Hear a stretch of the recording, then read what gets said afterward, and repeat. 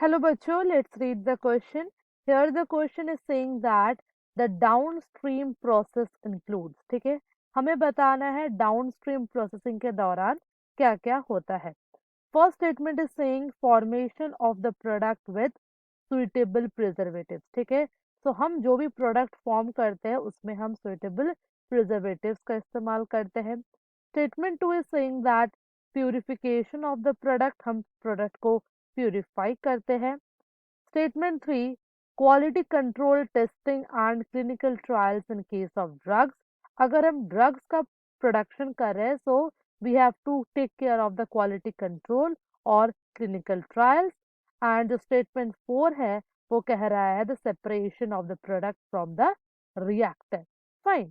So we have to basically choose the correct statement from the given 4.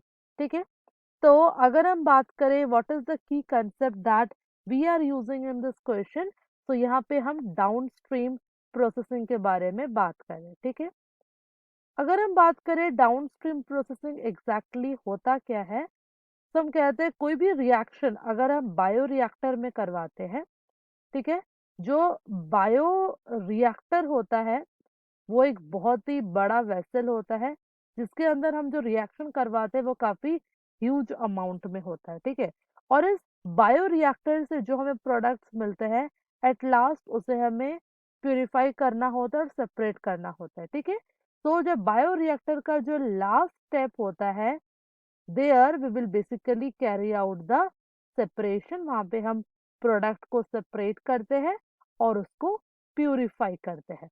ठीक है, and we purify it. So ये जो process है it is basically known as the downstream processing. Fine. तो चलिए options देख लेते हैं. अगर हम बात करें यहाँ पे फर्स्ट ऑप्शन की, it is saying that formation of the product with suitable preservatives. अगर हमने प्रोडक्ट बनाते टाइम सुइटेबल प्रिजर्वेटिव्स का इस्तेमाल किया तो प्रिजर्वेटिव्स का काम क्या होता है, शेल्फ लाइफ को इंक्रीज करना. इससे क्या होगा, जो शेल्फ लाइफ होगी प्रोडक्ट्स की वो इंक्रीज हो जाएगी. तो ये बिल्कुल करेक्ट है. स्टेटमेंट 2 कहता है प्यूरिफिकेशन ऑफ प्रोडक्ट. हमने देखा यहाँ पे हम प्यूरिफाई करते हैं प्रोडक्ट को. Again it is the correct statement. Statement 3 कहता है quality control testing and clinical trials in case of drugs. अगर हम ड्रग्स का प्रोडक्शन कर रहे हैं तो ये बहुत इंपॉर्टेंट है कि हम उसकी क्वालिटी कंट्रोल देखें और उसका क्लिनिकल ट्रायल्स करें. बिकॉज अगर हमने उसका क्लिनिकल ट्रायल परफॉर्म नहीं किया, ठीक है, if we do not carry out the clinical trial या फिर उसका क्वालिटी कंट्रोल हमने चेक नहीं किया, इससे क्या होगा, अगर उस ड्रग में कोई हार्मफुल इफेक्ट्स होंगे या कोई अगर साइड इफेक्ट्स होंगे उस ड्रग के, हमें उसका पता नहीं चल पाएगा और हम उसको अगर मार्केट में हमने अगर उसको रिलीज कर दिया then it could cause the death of the individuals.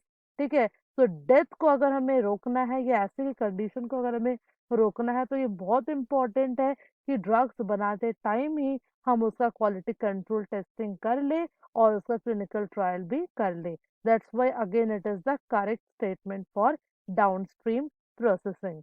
And अगर बात करें फोर्थ स्टेटमेंट की, it is saying that separation of product from the reactor. Again it is the correct because downstream processing में हम separate करते हैं, तो ये भी हमारा करेक्ट हो गया. तो हमने देखा all these statements are basically happening during this downstream processing.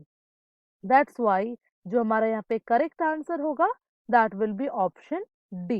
Okay, so from this we can conclude that option D, that is all the four statement is correct as far as the downstream processing is concerned. I hope you understood the question well. Best of luck.